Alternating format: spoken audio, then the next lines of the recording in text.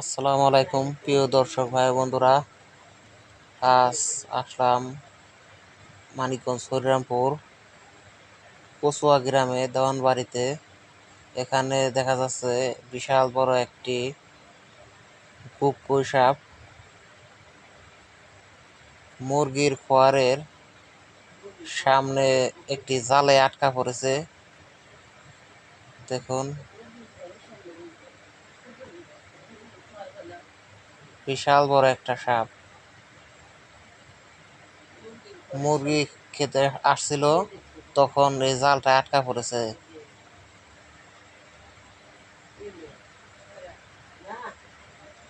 দেখুন কত রাগ এটার।